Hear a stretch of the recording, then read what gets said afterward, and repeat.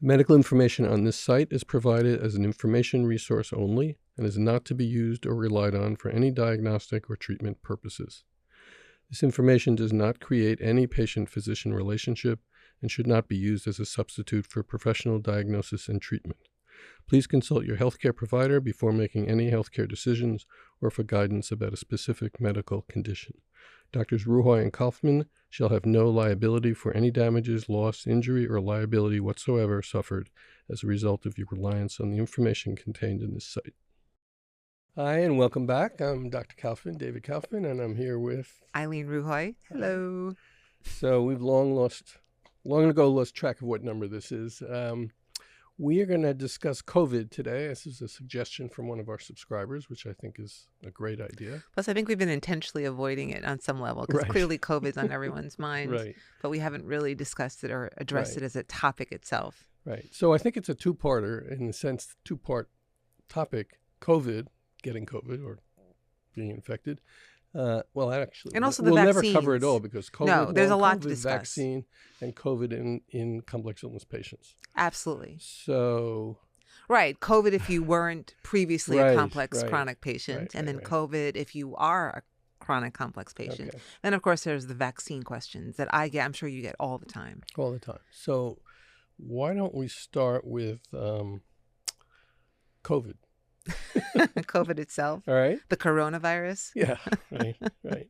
So COVID is still here with us. All right. COVID is not over. People don't mask anymore, which in is fact, a little scary. I just got a message from one of the hospitals that I work at that COVID infection rate is on the rise. Yes. So they were reminding everyone about precautions. Of course, they're not re-implementing a mask mandate, but they're just reminding people about being cautious. Right. So. Right. Yeah. People are not masking, which. I mean, I've stopped masking in many situations, but I always mask if I travel. Oh, absolutely. In an airport. Yeah. Or in a large group setting, like a meeting. Yeah. So people don't, and then they get COVID. Right. It's been shown to be true, actually. Right. That's when people seem to get COVID, when they go to meetings unmasked. Meetings are but there's no question that when I'm on a plane or in an airport, I mean, first of all, no one's wearing a mask, which is shocking to me. I shouldn't say no one. I mean, there's the exception. 5%. Right, exactly. But I always have my mask on. I'm very uncomfortable in crowded areas still. So I think, to me, the striking thing about COVID now is how completely unpredictable the acuteness and severity of the infection is in any given individual. Completely. So I've seen patients get COVID, patients of mine or just people I know, and it's nothing. They have a 3 or 4 day illness, mild flu-like symptoms, a little bit of fever, a little bit of fatigue, and then they're better. Mm-hmm. And then I've seen other people who are completely knocked on their in bed and with fevers and they're miserable, and it takes weeks and weeks to recover. Right. It definitely seems that whatever variant is prevalent now is not as early on where many people were being hospitalized. Right. That doesn't seem to be the case. Certainly in the hospitals here in Seattle, the ICU does not have a lot of COVID cases as they did early on in the pandemic. But still, people are becoming infected. And so I think the severity of the illness is a lot less than it was.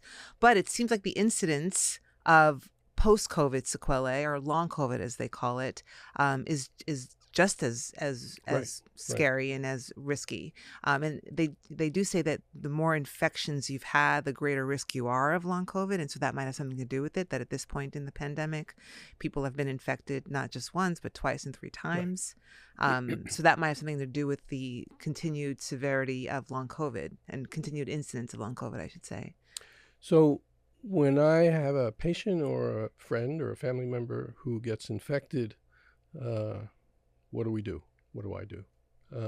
And I'm not saying this in terms of complex illness patients. Right. So I have a very low threshold to suggest Paxlovid, way lower than most other physicians, I think. I'm continue to be astounded by the number of times I'll hear from a patient or a friend or a family member, well, my doctor didn't want to give it to me because I'm not sick enough. I just don't agree with that. This drug actually does work. Yes, there can be rebound. Probably that's because the clinical trial that they used to justify the drug was only 5 days, which I have no idea why they chose 5 days. That's an unusual thing to do with a viral infection, but it works. Do you do 2 courses of it? If they rebound, I absolutely do a second course. And do you find the second course helps those rebound symptoms? Totally. Yeah, so have I. Totally. Yeah, the drug's a pain in the neck. It tastes terrible. Hmm. It's got a lot of drug interactions. That's the Yeah. biggest risk of the drug as far as I'm Right, because a concerned. lot of our patients are on multiple drugs, Right. so So I that's a often have to go critical down their thing. list. Yeah, the ritonavir, which is part of Hmm. the Paxlovid combo, is a drug that impacts an enzyme that metabolizes many, many other drugs. Right. And in fact, that's why it's used to boost the levels of these other drugs. But if, for example, if you're on Corlinor, ivabradine for POTS, you can end up really sick. Hmm. And most people don't know that. Many doctors don't realize it. Pharmacists know it, but they're so overwhelmed that they don't even Yeah. run the interaction sometimes. And it's a real issue. Right. No, that is a real issue. And a lot of my patients don't even use the same pharmacy for all their drugs. Right, exactly. So you can't rely on the pharmacy. So Paxlovid, and I kind of go into the things that I think help based on what I've read, but there's no clinical trial. So I mega load vitamin D. Yeah. I think it helps based on studies I've seen. I don't think it can hurt, so why not? Right. It's cheap. I add quercetin. Mm-hmm. Often I'll suggest an H1, H2 blocker because we know that COVID can kick off mast cell activation. Obviously, tons of fluids, vitamin C. I think those are the big ones. Yeah. You have any others? No, I mean, so I definitely do the vitamin D and the vitamin C for sure. I do add a B complex. I definitely have them on antihistamines that, as you said, the mast cells, and I also I will prescribe some. I very regularly prescribe cyproheptadine for acute COVID. I find it to be very, very helpful. I also prescribe as a better H1 blocker than, yes. Interesting. Yes. I also prescribe amantadine, and not necessarily early on, especially if I'm doing the Paxlovid. Yeah. But usually somewhere after the Paxlovid, and if there's any kind of residual symptoms, I'll prescribe amantadine. As an antiviral? Yep. Yeah. I Which does, I will, look, and I haven't done a study, so just to clarify, yeah, I think I'm not putting forth like from the hip here. epidemiology, Right. statistical, Right. confidence levels of any sort here. But I have found that it seems to improve the brain fog that a lot of patients will report, even during the acute COVID. But I mean, I think every acute viral illness has some level of like feeling like Right. you're in a fog. But it does seem to improve that, and a lot of patients say that they feel like they're thinking better on amantadine. Interesting. Yeah. And this has just been my trial and error, my own sort of, just thinking through what could possibly help. Sure. There isn't a whole lot of guidance. You read a lot of the articles really are about, the research on what is behind long COVID and what they're finding in some of the COVID studies. I haven't found a whole lot of great articles that I can rely upon with regards to any kind of supportive treatment options, Right. I agree. So anyway, that this is just sort of my own. Sure. And I will say it has helped. Hydroxyzine has not helped nearly as much as the cyproheptadine, and then like I said, the amantadine has helped. But I do vitamin D, vitamin C, the quercetin, of course, and then the B12. I'm actually now starting to recommend, once they're no longer acutely infectious, to come in for an IV quercetin, because now I've become a big fan of that treatment. I also obviously push fluids. Mm-hmm. Really important, regardless of whether somebody has POTS or not. And then the other thing I've seen, not surprisingly, is when the person feels better, they kind of want to get back out there and do their thing. And I think that's when I'm seeing rebound more often. Mm-hmm. Patient finishes their 5 days, they feel better, and they're out running or jogging or biking, and then bam, they're relapsing. Right. I always counsel that you might think you're feeling better, but you're not. Exactly. So do not return to your regular baseline level of activity, and to just sort of take it easy for a few weeks. So then the next group would be COVID in our patients, complex illness patients. So I don't know what your experience has been. I have not had a single patient have a significant severe COVID illness. I've had patients get COVID, but they have not been very sick. You mean during the acute illness? Yes, during the acute illness. Yes, I agree with that. No. There's nothing that has suggested to me, in hindsight, as I've tried to learn about this, that our patients are at greater risk for severe versions of COVID, which is what we all would have expected. It's really interesting. Maybe that's just my own experience, and I don't know what other docs are finding and what you found in other patients. Right. Yeah, I mean, certainly that's been my experience. And I don't think that in our groups, I don't think anyone's talking about severe COVID infections in these complex patients. So I think that is everyone's experience. It may be, ironically, that our patients are already often loaded up with the things we just discussed in terms of Right. treatments, That is true. and they are more, I hate to say it this way, but used to being at bed rest and taking it easy, so they don't rush off to do things. So maybe that's the reason. I don't know, but the bottom line is, because this was part of the question from the subscriber, I have not seen COVID as a worse illness in our patients. No, I haven't either. They seem to get over the acute illness fairly well, though I have had several patients who do develop a long COVID kind of. We're going to get to that. I Okay. agree. I'm trying to, because it's a little complicated, so I'm trying to make it into chapters. Chapters. But I do treat them very aggressively. I mean, I I do have too. zero hesitation to give Paxlovid to my patients. Me too. And although, again, I find their physicians often hesitant to do it. Now I find the pharmacists are hassling them. It's just infuriating. Do you know the reason why PCPs are not regularly agreed? Because the indication, the FDA indication for the emergency release of Paxlovid was for patients who are immune compromised, or I think this is the wording, or have severe illness. So the PCP says, well, you have COVID, but you're not very sick. So yeah, but I feel like when Paxlovid was first released, I didn't feel like it was being given only to that section of the COVID population, like severe illness or immunocompromised. I feel like it was given out to... Well, it was supposed to only be given to those. But right, but that wasn't the case, though. Would you agree? Well, yeah, and it's actually... what I recall, but now it seems like PCPs are more strict. And it's very underprescribed. Very even underprescribed. the FDA is now saying that. Yeah. So I have no hesitation. And then all the usual stuff, but most of them are already on, if they've been my patient or your patient, they're usually already loaded up on vitamin D and B and C and all that stuff. Okay, so yes, I definitely see some of the patients have a increase in their fatigue and sort of ME/CFS or complex illness symptoms. Not all of them by any means. No, not all of them. So do we call that long COVID, or do we call that another Yeah, that's a good question, and I don't know what to call it. I really don't know how to categorize it, right? So are these long COVID patients, or... Well, I think it's a semantic issue. I mean, I don't know. We can launch right into this. To me, ME/CFS, long COVID are nearly, if not totally, identical illnesses. Do you think so, really? I do. Okay. I think there are some distinctions. I'm sure there must be, but I'm right. I mean, in fact, I like the fact that, that recent Echo talk that we were part of a panel, I liked that term, which I had never heard of before, fatiguing illnesses. Yeah, it's great. I think that's a better description of these kinds of diagnoses, frankly, because I do think that there are distinctions between ME/CFS and long COVID and fibromyalgia and Gulf War illness. And, I feel like these are not the same diseases.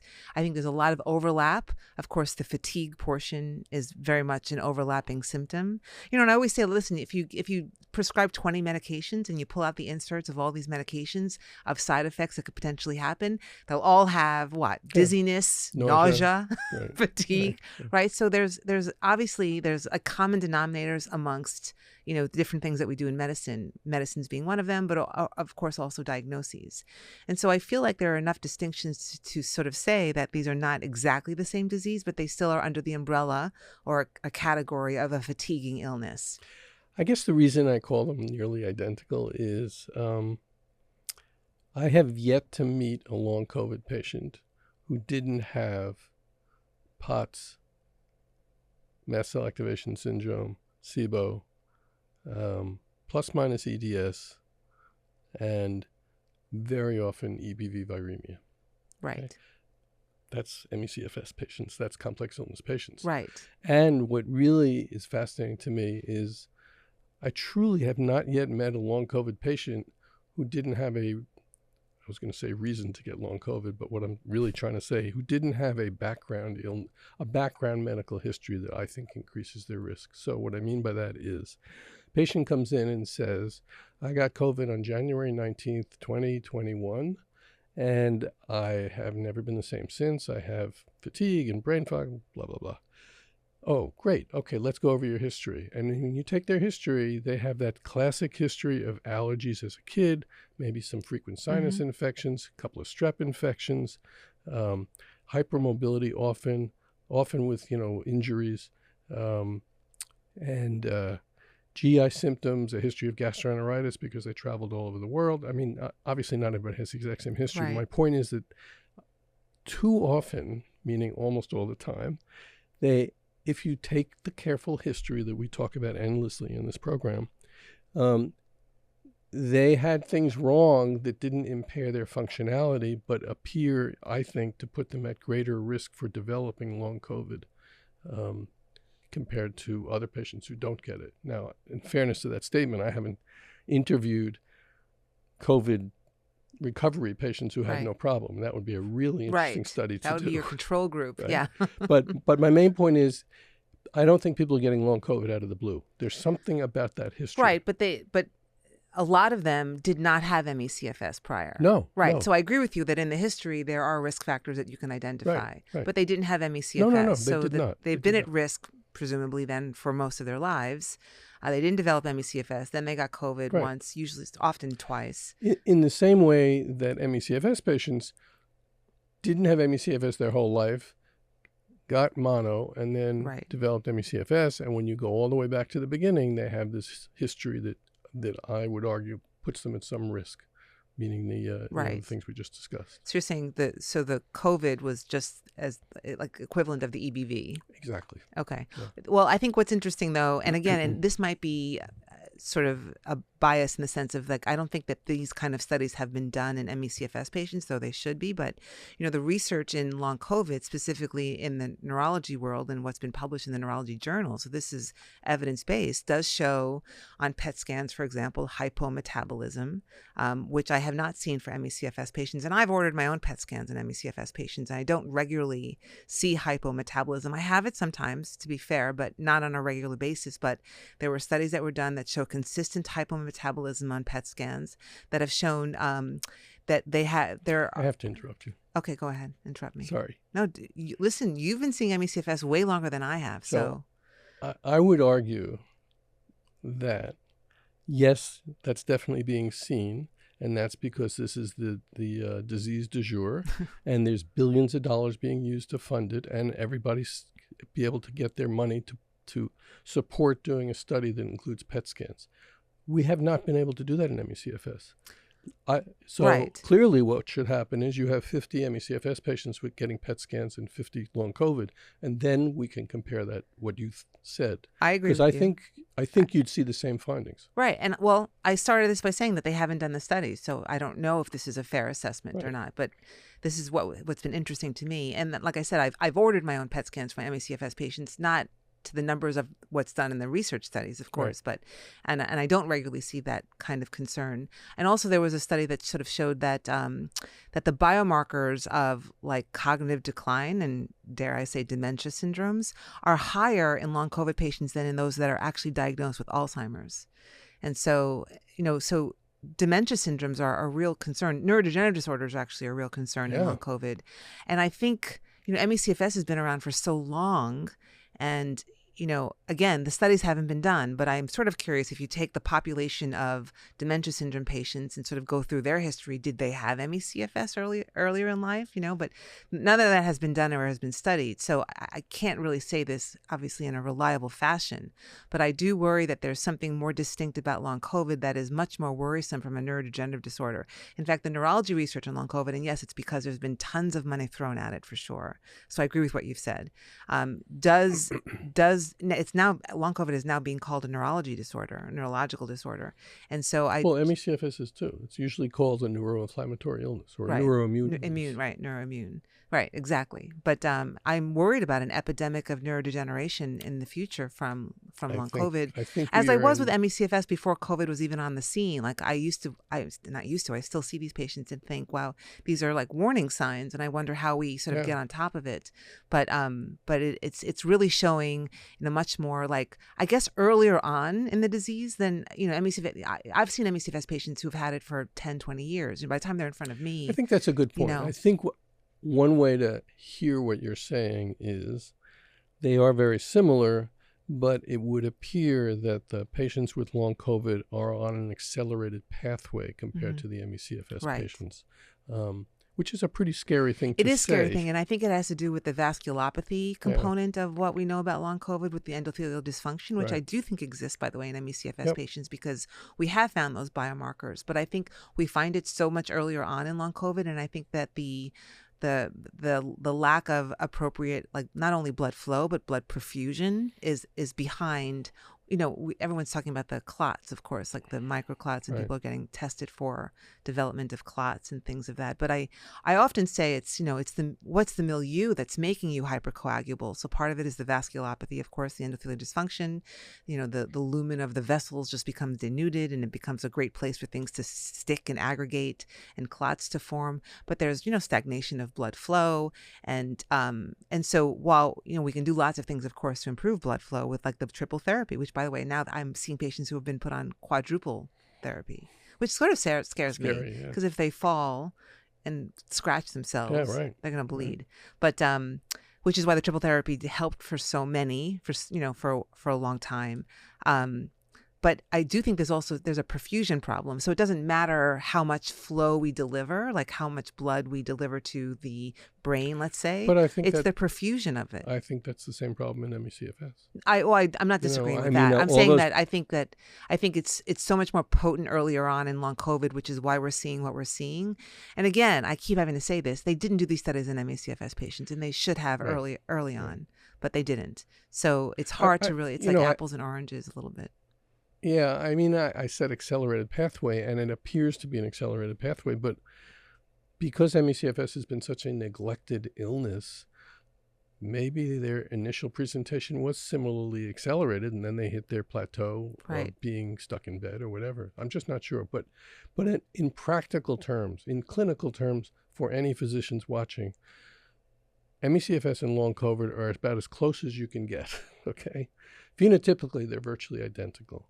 Are there underlying causes that are different? Well, yeah, we're talking about different viruses, so there has to be some differences. But from a clinical perspective of how to approach the long COVID patient, I would argue it's exactly the same way as we would approach a complex illness ME/CFS patients. And again, I find the CEPTAD roadmap an ideal way to approach these patients because they all have POTS, they all have SIBO, they almost always have mast cell activation. That is true. Whether they're different or not, the presentation is very similar, and the pathologies driving that presentation appear to be very similar or identical, and therefore treatable, manageable.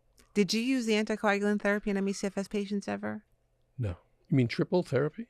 Or any anticoagulant? Aspirin, right. But only if they had evidence of the antiphospholipid antibodies, right? Right. I mean, I've started to do a little bit more use of things like Lovenox, injectable heparin, or Eliquis. Just a little nervous about it. Yeah. Right.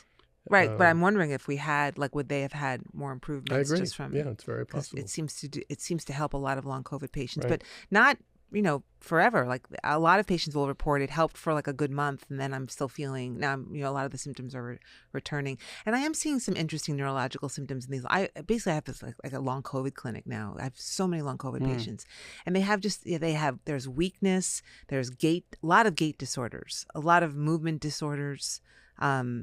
Certainly a lot of cognitive concerns. People are bringing their partners to sort of take notes during the appointment because they can't even explain their symptoms all that well. They can't articulate their concerns all that well, and they don't remember half the things that I say. Right. Which I try to put in my notes. I try to really do extensive notes now for them, just so they can always.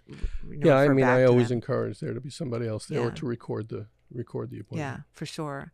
And so I'm just finding some very interesting neurologic symptoms in these long COVID patients. I mean, the magnitude of this problem is really terrifying. If you think of just numbers, let's take a percentage. The percentages out there of how many people develop long COVID seem to range from about 10 to 30%. It's scary. So let's be conservative and just say 10%. Yeah. Okay. You're talking millions of people. And how many doctors are there? I mean, I know. Let's be really honest. There's maybe 500 of us. I know. Absolutely. Maybe. And we're already full.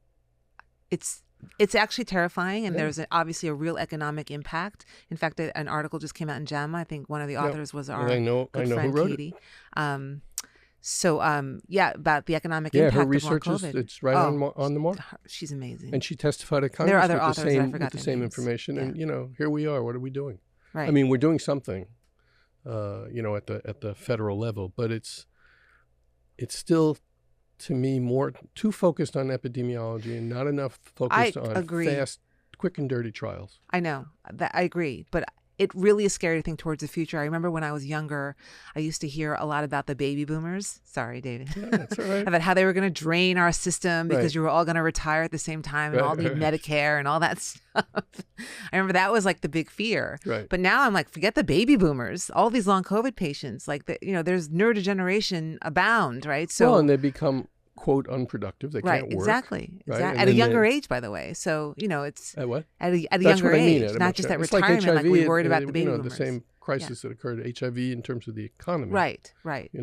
But these are, in the earlier HIV days, a lot of the people that got sick and died were in the arts world. Okay. Mm-hmm.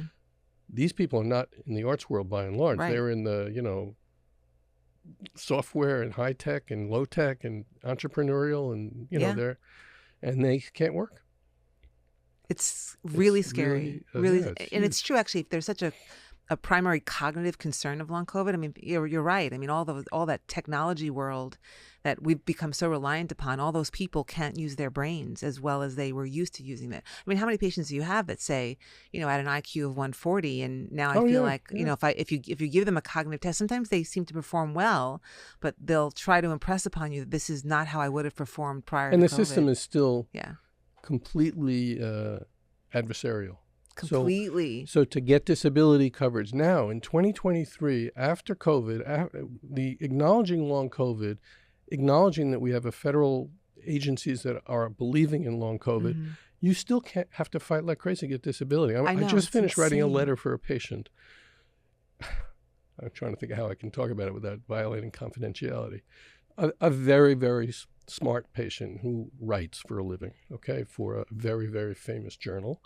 And the physician from the disability company, they just have some physician who never sees the patient, never talks to the patient, never talked to me, makes some decision about the patient based on the records. And the thing that literally put me over the edge is when he said she can knit, therefore she's okay to think and to see. Wow. And this is a person who, when I first met her, I don't think she got a single direction I gave her correct. I mean, I would say, take this way and take this. Every time, it was messed up because she was not cognitively processing. And yet they're rejecting her disability. And then multiply that by 1 million people. It's honestly, it's not only terrifying, but it's angering. Well, it's infuriating. I get so angry. I write these long letters. I get totally carried away. I know. I try not to be. You get a lot of what's the saying with honey as opposed to vinegar or something like that. Catch more bees. No, with I honey. use vinegar. The hell with it. You just use vinegar. I know I do, and I say things about like that doctor. I said, this patient had a wonderful CPET test, 2-day exercise test. Yep. The write up. This was from Betsy Keller. Was unbelievable. It was fantastic. In what regard? Like in explaining her disability and why, and saying this. So at the end of my letter, I said I would respectfully suggest that this doctor take the time to read this 25-page report with 58 references, and maybe he'll learn something for the next claimant. I get crazy. Good for you. Wow. Well, we'll see what happens. Maybe I'll get a little more angry when I'm writing my letters. No, I like it. But these patients deserve it. I mean, they really are suffering and they really are disabled and their lives are not the same. And what it does, it sets them up for just more. We were talking about this before we started recording about a patient of ours, that it seems like they always have this level of like vulnerability that even when they seem to be on a trajectory of improving, the slightest, minimal physical activity because they have to go and attend an appointment or attend an event just sets them back. Right. So they always sort of retain this level of just being hypersensitive of their physiology. They're basically at mercy of their physiology, right? They're like almost like a... And that's another reason I equate it with ME/CFS. Right. So, I have these long COVID patients. Most of them have been sick anywhere from 1 to 2.5 years. Not very long compared to ME patients who are often 10, 20, 30 years. And I get their POTS controlled, and I get their mast cell controlled, I treat their SIBO. I do all that stuff, but they are still plagued with fatigue. And that's the problem in ME/CFS. We have not. I don't feel like we've come even close to dealing with the fatigue. What is causing the fatiguing illness? I am convinced it's in the mitochondria. Well, I am too, but what do I do? Right. So that's why you and I are now dabbling, so to speak, in rapamycin and exosomes. They have really made a difference. I think so. I mean, they really have made a difference. And I will say, I hedge my bet every time I bring this up, but the more we do and the more I see, the more convinced that plasmapheresis has really been such a game changer for a lot of these long COVID patients. And then I've now sort of a protocol of so I basically stop the degeneration with the plasmapheresis by removing the mediators and removing the things that are causing the long COVID symptoms, and then start the regeneration with the things that you just mentioned. Right. I've now been prescribing rapamycin, using exosomes, and then of course we do stem cells. So I think that, and we should really, again, we say this all the time, we should have an episode just on these kinds of therapies, and why they're so controversial, because they shouldn't be that controversial. And when done well, and when done appropriately and with the right indications, with an appropriate conversation with patients, they really can be remarkably helpful for regeneration of what's been lost from these fatiguing illnesses. Right. And so I think that, and I want to focus on it at some point, because my goal is to get insurance to recognize that for at the very least, plasmapheresis, which is an FDA-approved machine, of course, or treatment for some classic indications, they should add long COVID to that list, and maybe even ME/CFS if we can get them to acknowledge it. And so that's why I need to focus on it at some point, because it is the barrier, of course, for a lot of patients is the expense, is the cost, and to get it approved costs tens of millions of dollars in studies. It's not going to happen. Exactly, I know it's machines are on the market. Why would a machine company bother funding a study? No, that is true. The only person who can fund it is the FDA. Right. Not the whatever, the NIH. The NIH, right. And I don't see that happening. Right. It needs to happen, though. And by the way, for all these big hospital institutions that open up these long COVID clinics, they should fund these studies, because they have the machines already in their hospitals. Right. They don't even need to buy them. I had to buy the machine, but they don't need to buy them. They have the machines and they have long COVID clinics. So why not then submit for an IRB to do a study? They can apply for a grant. Anyway, that's a whole other topic. But I do think that there are these very expensive treatment options that have shown to be effective, frankly. Well, rapamycin is cheap. Very cheap. And even exosomes compared to plasmapheresis is not that expensive. No, it's cheaper than plasmapheresis. Yeah. So there are things out there. We just don't have the proof that they work. Right. The evidence. Right. I mean. Yeah, that's what I mean by evidence. Empirically it works, right. But obviously you need to prove it. So the person that asked us to discuss this mentioned something in his comment on Patreon about Enovid. Have you used that nasal spray from Israel? Yeah. I was new to me. I was not familiar. The Israelis always come up with good stuff. But have you had anyone? Yeah, I have had a couple of people. I haven't actually prescribed it. I think that you can buy it online, actually. Probably, I'm sure. Yeah, I don't think you can buy anything online. Yeah, I mean, well. Yeah. So I have had people use it and they love it and they feel that it. I read about it this morning, obviously, before I came over. Yeah, it's been around for a long time. Yeah. I mean, I learned about it about 2 years ago. So it's been around. So yeah, it was on the internet from Israel. They did a bunch of studies actually out in Israel, as they always do. I guess I'm nervous about it in the sense that, like other things in medicine and public health, if people think this will make it safe, they get sloppier. It's partly my HIV DNA. So, I see what you're saying. like PrEP, pre-exposure prophylaxis. I have always So they'll be careless, you're saying? Exactly. They will break the other rules. So, and let's say it works great. Well, it works in your nasal mucosa, but we also breathe through our mouth. And generally in the situations where the risks are increased, which are in smaller groups where people are talking and laughing and singing, you are breathing through your mouth more. Does it really help then? I don't know. Right. So I'd just be concerned. That's what I remember one of their studies talked about the majority of exposure of airborne particles is through the nasal passages. Well, yeah, I think that's true. We breathe mostly through our nose. Right. And that our oral cavity contains things that naturally protect us. And I don't know if any of this is true, by the way. I'm not an ENT. I know some ENTs. I should run this by them. But Yeah, but that's what one of their studies, if you read the article, that's sort of in the introduction, it describes the physiology of our nasal passages versus our oral cavity. But don't get me wrong. Yeah. If I had it to use, I'd use it. Yeah. And then I'd Well, put my mask on. you could get it. Right. No, but We can all that's my get point. it. I really want to Maybe make I that should point get very it for clear. travel. I would spray before I get on that plane and then still stick my mask on. Yeah. Because at some point I might take my mask off to drink water or whatever. And so it's an added layer of protection. Right. I agree. No, I think I think it's worth using, but you're right. Don't become careless because COVID is not over. Hashtag COVID is not over. That's all. You're not on social media. No, so, but yeah. I can appreciate that. So I like Enovid and Cool. Paxlovid. Yeah. And what are the other Ovids? Are there any others that we're missing? Other Ovids. I don't think so. All right. So what do you say when patients ask you if they should get the new vaccines, like the current bivalent Oh my boosters? God, we're going to go into vaccines now? Okay. We don't have to. We can save that for another time. I 100% believe in the vaccines. Oh, so do I. I think they've saved the planet, basically. I 100% believe that some people have an adverse reaction and have very significant and severe vaccine reactions. But I still suggest people get vaccinated. So do I.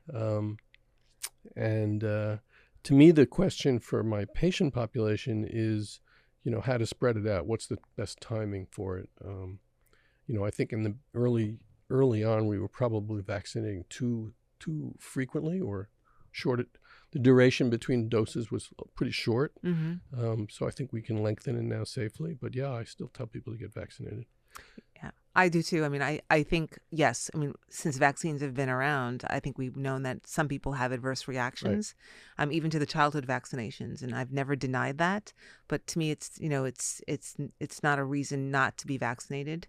And, I mean, even in neurology, when you're training and someone comes in with an acute neurologic event, the questions you ask are, were you recently ill? Did you recently have a vaccine, especially in pediatric neurology when obviously there's lots of vaccine schedules. So we know that people have adverse reactions to vaccines. And it seemed like with COVID, it was the same. Though I will say that some of them, some of the vaccine side effects, or as being called vaccine injuries, do have some similar symptoms to what we now think is left of as long COVID. So there's also the vaccine. The theory is it's related to the spike protein. Right, exactly. And so, but I don't think, I know at this point we have no way of sort of knowing who is at risk and who is not at risk of these side effects. And the side effects themselves from the vaccines are more the exception rather than the rule. So, and I think there are ways to, or potentially ways to reduce the risk of vaccine injury or vaccine bad outcome, not just for our patients, but for people in general. So if there's any pediatricians watching, I'd love to hear back from you. Why do we have our children given like 5, 10 vaccines at once in an office visit? What is the reason for that, other than possibly economic? Right. It's always seemed to me that simply increases the potential risk, because a vaccine is basically turbocharging your immune system. And if it takes a wrong turn, you're going to have a problem. So that'd be one thing. I'd say spread out the vaccines. Like a lot of patients early in the year were saying, should I get a flu vaccine with my next COVID? My answer has been yes, but try to not get them on the same day, even though CVS wants to give it to you at once. Same time, right. I always say spread out the flu, the pneumovax, the COVID. Exactly. Yeah. 2, there's pretty great data, of course, from Israel. And what's his name? Yehuda Schoenfeld, on if there's a history of autoimmune disease in you or your family, that probably increases your risk of vaccine injury. Therefore, think more carefully about how to take the vaccines. Don't not take them. Just maybe take them when you're not just in the middle of an infection, or if you're an ME patient in the middle of a flare, or if you're a long COVID patient, you're in the middle of a which flare. is tricky in our patient population, right? Because as you're talking, I realize that there have been less than a handful of times that I've actually when a patient would say to me, should I get the new vaccine booster? And I've said hold off yet, because they have these histories of recurrent infections. I mean, I just saw someone recently who has this long history of the typical ME/CFS patient, although she's also now long COVID, but has had multiple recurrent infections, and especially and a recent bout of 3 UTIs in a row. Currently seemingly stable, but when I was asked that, I said, well, let's just hold off and let's just sort of see how you do, because I was worried that there have just been so many recent infections that her immune system was still too I sensitive. agree. So sometimes I just sort of get this sense about a particular patient and their history and how they seem to me at that moment in time that I hesitate. Well, I think when there's a And I lot, don't want that to be misconstrued that I'm not supportive of vaccines, right? because I absolutely am. But I do think that at some point, as their physician, like I think, it's about this particular patient, and I want to make the best decision for this patient, not for the population, Right. at large necessarily at that moment in time. So sometimes I just say, well, let's just hold off and let's revisit that question in about a month. Yeah, I do the same thing. If there's a lot going on with that patient, Right. I would wait. Right. And a lot going on includes if I'm starting a bunch of new medications, because I want to be able to see if there's a problem with the medication. Absolutely. If I give a vaccine, Absolutely. I agree. who knows what's going to happen. That's a perfect So point. it's Yeah. a judgment call in the context of fully believing in the need for the vaccine. Right. Okay. Right. So. Yes, that's exactly right. And I think it's an important point, though, because we do, we care for complex people. Right. I mean, and I think that that's our role. And it's not to just because we're pro-vaccine, we're not going to just throw the vaccines at them, because we recognize that they Right. have complex issues that can respond in ways that might be not the average way. And so we want to take good care of that. Plus, it's important to remember if there's a situation where we're hesitant to suggest vaccine, we still have some backup options in terms of Paxlovid if the patient gets sick. So the subscriber had another piece to this question, to his suggestion, which was, do our patients, our complex illness patients, need any special precautions? How do we advise them to live in the world of COVID? Okay, and this actually comes up in my practice a lot. I think that, since I just said earlier and believe that our patients are not at greater risk of severe illness from COVID, they don't need to be especially fearful of COVID. And therefore, if they're physically able to get out and live a life, they should. Yeah. But they should follow the usual precautions. And I think that getting out has its enormous value for mental health, emotional health, and physical health. And, staying home with the windows closed, the door closed, and wearing a mask anytime somebody walks into your bedroom, probably not a very healthy way to deal with this. It's not sustainable. It just isn't. And I think we need to acknowledge that. That's not sustainable. It's not healthy.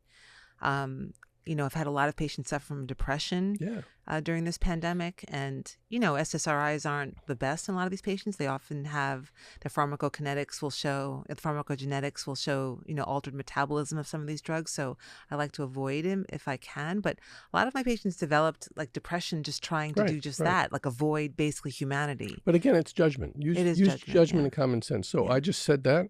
That shouldn't be translated by the patients to, oh, great, I'm going to go to a stadium with 50,000 people to watch Madonna or something. Right. Okay? Yeah. I mean, there needs to be a That's certain... an extreme example, though. Well, no, I've had that come up. Well, with the Taylor Swift tour. Yeah. Right.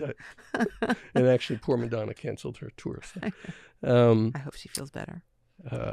So I think yes, you can go out and do things and have a life. Just use common sense. Right? In the same way that you and I use common sense and wear a mask in certain situations, and other times we don't. That's exactly right. Yeah.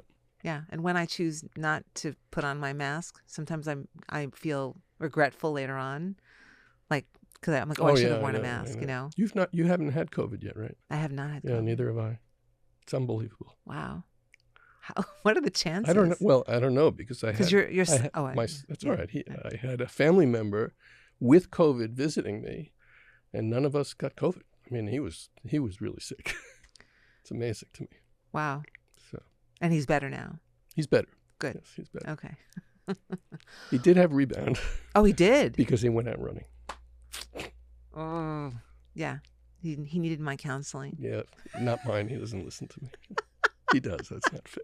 My daughter doesn't listen to me either. But all right, so I think that this was a good conversation about COVID. Obviously, we can dive in deeper into some of the research maybe at another episode. But I do think that this is a good sort of summary of how we approach COVID in our patients and our patient population. Right. And again, in many ways, as you sort of pointed out, like it's similar whether you were an ME/CFS patient or not, whether you were a complex chronic patient or not. In many ways, it's similar, right? In terms of if you develop long COVID, there are likely things in your history that put you at risk of long COVID, Right. that also would have likely put you at risk of ME/CFS had you had gotten mononucleosis, for example, or a tick-borne infection or a mold exposure or some of the other triggering events that seem to happen that lead to one of these fatiguing illnesses. So so COVID is really no different in that regard. Right. Although, as I did point out, I do think there are some important distinctions that we should think about as we're treating Sure. No, I agree. post-COVID With that. sequelae. I agree. I mean, my plea here to physicians, if they're watching, or to other subscribers to try to get your physicians to hear or think about or watch, is initially the workup is very similar. And again, use that CEPTAD roadmap to decide what to do. I mean, it's so upsetting when I get a long COVID patient who says they went to a long COVID clinic and they were sent off for physical therapy and cognitive behavioral treatment.